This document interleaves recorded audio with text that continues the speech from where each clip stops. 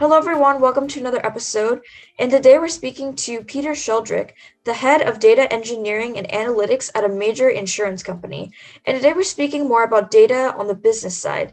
So, welcome to the show, Peter. It's such a pleasure to have you today. Thanks for inviting me to Data Standard and doing this podcast with me, Catherine. I really appreciate the opportunity. Yeah, absolutely. And could you just tell the audience more about your background and how you kind of landed your role of where you are today? Sure, would love to. I started in the private sector in 2001 after a short career in the government service. I went back to school and I got my MBA with a specialization in finance. And I was actually working in the finance and strategy areas when I bumped into predictive modelers in 2005. So data scientist wasn't even a term or a phrase at the time. I think that came along in like 2010 or 2011. So anyways, I was working with them on a particular project and I really enjoyed working with them, the mathematics of it. And I said, that's something that I want to do because I think there's a future in it. And specifically, I spent a lot of time in financial planning and analysis, and we were spending so much time doing ground up forecasts using, I would say, accounting and traditional finance methods with a lot of people working on it and spending a lot of time on it. I just thought there had to be a better way to do it using mathematics. And so that started my data science journey. And about a year later in 2006, 2007 timeframe, I landed a role in that predictive modeling group. And ever since then, I've been very involved in data intensive type roles. I've been a data modeler, a data engineer, and a data architect. The one role that I haven't done in the data life cycle is being a DBA, but I certainly have talked to them many times and definitely have a flavor and understanding of what their role is and the importance of their role in the data journey at a company. Yeah, definitely. And what are some best practices to really thoroughly communicate the data findings on the business side? Well, the most important one is clearly communicate the value of your solution to the business. Now, a lot of business executives and even at the mid-management level are not very savvy in the IT, technology, and data analytics space. So you need to really learn how to create your value proposition to that audience. And the best way to do it is show me the money, show them the money, what's in it for them. So it's that type of mentality. And the language of business is all about dollars and cents. So the models that are being developed or the processes that are being developed, you need to quantify into one of two ways. It's either going to increase the revenue of the company or it's going to decrease the expenses. And that's usually the first slide I put into a PowerPoint presentation or the first point that I make in a discussion with business people is I say, okay, here's the dollar figure. And if it's an extraordinarily large amount, which it should be like millions of dollars, then you are capturing their attention immediately. And from there, then the conversation becomes much easier because now you've got them on the hook. And now all you have to do is continue to reel them in. And then during that process, you are describing your model to them and explaining it in a way that is targeted to your audience. So you may be talking to data scientists. That's okay to use lots of technical jargon there. They get the jargon. But if you're talking to a senior vice president, like a CFO of a company or a CFO of an operations unit, you're using terms like Gini coefficient, area underneath the curve. They don't get that at all unless they've been really exposed to the data science function and the analytics function. So the best way to describe it is using charts, using visualizations, and keeping the technical jargon out of your conversation. Another tip that I could offer is during these conversations, most language is communicated non-verbally. So you can sit there and you can sort of scan your audience, which I would encourage you to do, and you can see when people are wandering, when their attention is not there. And so then you need to bring them back in, simplify your language, and then even pause and ask a question and say, are there any questions? Do I need to go back and explain anything again?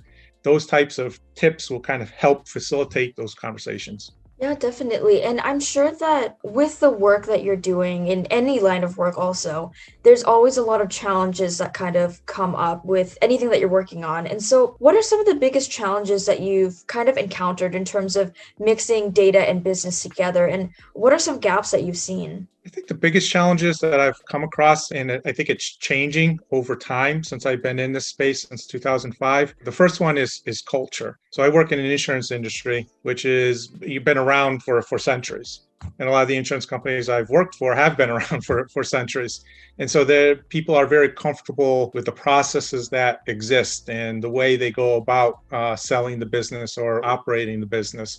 So when a person like myself comes in and starts asking some questions and wants to demonstrate the value of how a data science model can actually help them, you run into a lot of resistance, particularly back in 2005 or 2006, when I would say data science was still like an idea and it's not as mainstream as it is now. And so you're making people uncomfortable and advocating for a change when they may not be ready for a change, or the change isn't being evangelized by like the CEO of a company. But I think over time that has changed compared to what I see now versus what I see in 2005. I now see CEOs talking about treating data as an asset. We need to use more analytics in our decisions. We need more data scientists. And you see it just in the proliferation of college degrees at colleges, because I hate to say it, and we do have some modicum of job security until all these low code, no code type tools come into play. But culture has already started changing, but you still may run into pockets of people and groups that are still somewhat resistant to using technology and data science type models to help improve their business operations or somehow impact the financial statements. The flip side to that is over time, we've become more popular and people want more of data science and data analytics type of capabilities. We now have more work than we have people. That's a good thing. It does kind of give the profession some job stability and some job security. But now what you have to do is you have to sort of triage those requests, and you have to come up with a priority list. And then sometimes you're just going to have to tell the people, no, we can't get to it because it's too low on the priority list. And so those are also difficult conversations to have. But over time, I can't believe how quickly the profession has changed just on that front, but also just in terms of underlying technology, whether if that's on the infrastructure side or if that's on the software side. Yeah, absolutely. And another major gap that I have kind of heard in the trends of speaking to different guests on this podcast is the gap of people coming into a company and mainly having the technical knowledge, but kind of having the gap of understanding the business side and understanding the business goals. So what is the best way, in your opinion, to kind of bridge this gap and improve the communication for this? That's a common problem. And I would also say the opposite of that problem is also true. There's people coming into the business that don't have a technology or analytics background or skill set or an exposure to it. So there really has to be strong collaboration between the two areas. Specifically for your question, for those folks that are technical like us, really spend some time with your customers or with your clients and really ingrain yourself to understand their business. What are they seeing? Understand their perspective, job shadow them, learn about their products, learn about their services. A lot of companies, and most of my experience has been at Fortune 500 companies, have a lot of internal training portals that will describe the products and services of that particular company. And that's a great way to begin that process of understanding.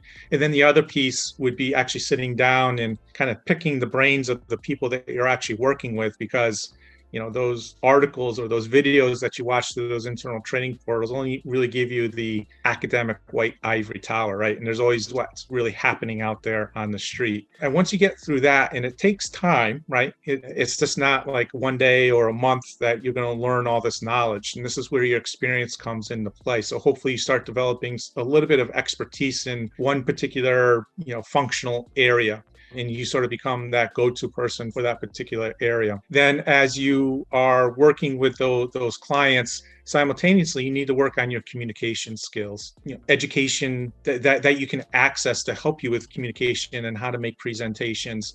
There's all those MOOCs that are out there that offer a wealth of training opportunities in those particular areas. The other point I would make is just practice your presentations to the business. I remember I had one gentleman that was working for me. He did a very poor job of presenting his results, both in the data science group, but also to the client. And he started working for me, and I said, we have to change this behavior because your reputation is being based on your ability to present the results of your work.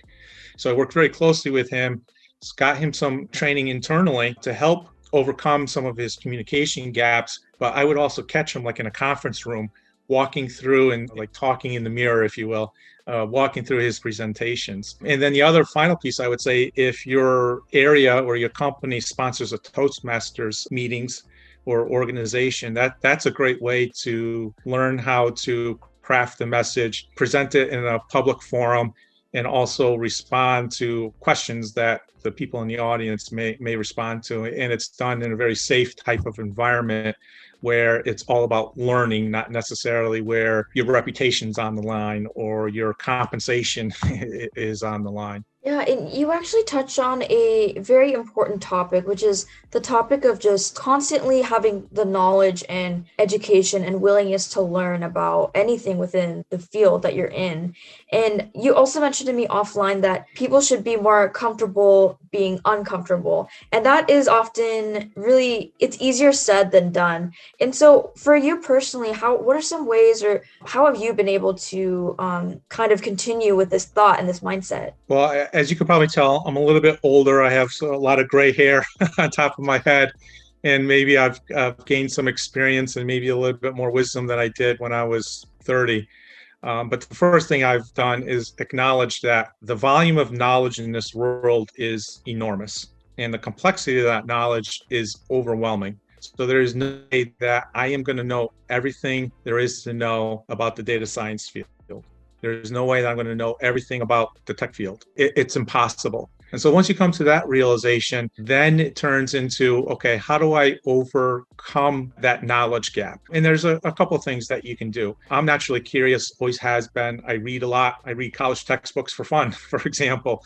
And I pay attention to a lot of blogs and information that's out there on the internet, so that at least I'm aware of changes that are happening in the industry or just in society in general, things that interest me. And if something grabs my attention, I'll go do deeper research onto it. And a lot of this was derived from my early experience as a data scientist. We did peer reviews. We did academic peer reviews on the models that we developed. And we would spend like 2 hours in a meeting, and I was being challenged on, why did you do that? What is your thought process on this? How come you're recommending this? Why this model? Why this algorithm over this other algorithm? That was a very daunting experience, particularly not having like a computer science or a mathematics background.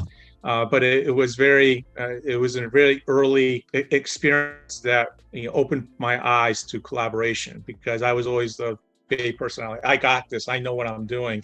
And it was very, very quickly, I don't want to say demoralizing, but I quickly recognized that I'm not an expert really in anything. And there's a lot that I have to learn. And so that just continues to fuel my own personal curiosity. One thing that I learned going through an emotional intelligence course and reading some books on emotional intelligence is pause before you speak. And so I would just encourage anyone that's out there that has the mentality that, my model is the right model and no one else can tell me anything different. Just pause. Seek to understand first before you craft a response or before you pass judgment on anything. And that's just not in the data science space. I would just say that is just a general principle of life, particularly where we are in society these days. Yeah, I think that is such a great piece of advice for our audience to really think about as well. So thank you so much for your insight there. And thank you so much, Peter, for joining us today on our show. It was such a pleasure to have you. And where can everyone find you online to connect? Well, my primary social media platform is LinkedIn. So anyone wants to connect to me, they can find me on LinkedIn. And I'm going to be going through the Data Standard website and partaking of the content that's out there, and looking forward to collaborating with this community and learning from my peers that are out there. So looking forward to chatting with everyone at some point in the future. And thanks for inviting me, Catherine. I really enjoyed this today. Yeah, awesome. And to our audience, for more information on the Data Standard, you can find us at www.datastandard.io, as well as LinkedIn and YouTube. So thank you so much, Peter, for joining us today. Thanks, everyone. Have a good day.